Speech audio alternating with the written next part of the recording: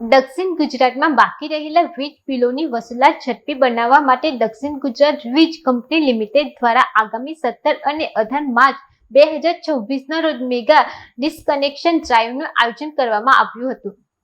દક્ષિણ ગુજરાતમાં બાકી રહેલા વીજ બિલોની વસૂલાત ઝડપી બનાવવા માટે દક્ષિણ ગુજરાત વીજ કંપની લિમિટેડ દ્વારા આગામી 17 અને 18 માર્ચ 2026ના રોજ મેગા ડિસ્કનેક્શન ડ્રાઈવનું આયોજન કરવામાં આવ્યું છે। આ અભિયાન અંતર્ગત ડેડિયાપાડા પેટા વિભાગમાં જે ગ્રાહકો લાંબા સમયથી વીજ બિલની ચૂકવણી બાકી રાખી રહ્યા છે તેમના વીજ જોડાણો કાપવાની કાર્યવાહી હાથ ધરવામાં આવશે।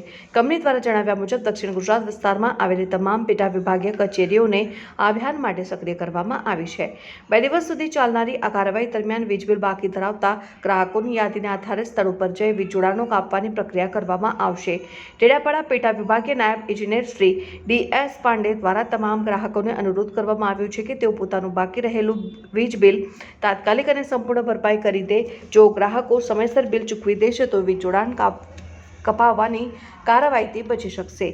કંપનીએ સ્પષ્ટ કર્યું છે કે મેગા ડ્રાઈવ શરૂ થાય તે પહેલા જ બિલની રકમ ભરવી જરૂરી છે। કંપનીના જણાવ્યા મુજબ જો કોઈ ગ્રાહકનું વીજ જોડાણ કાપવામાં આવશે તો પછી કનેક્શન ફરી શરૂ કરવા માટે બાકી રહેલી વીજ બિલની 100% રકમ તથા નિર્ધારિત રીકનેક્શન ચાર્જીસ ભરવા ફરજિયાત રહેશે। આ તમામ ચૂકવણી કર્યા બાદ જ વીજ પુરવઠો ફરી શરૂ કરવામાં આવશે।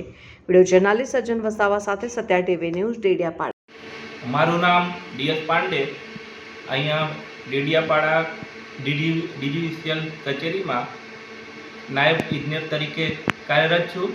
હાલમાં અમારે ડીજીવીસીએલ કોર્પોરેટ કચેરી દ્વારા 17 અને 18 માર્ચના દિવસે મેગા ડિસ્કનેક્શન ડ્રાઈવ રાખવામાં આવેલું છે।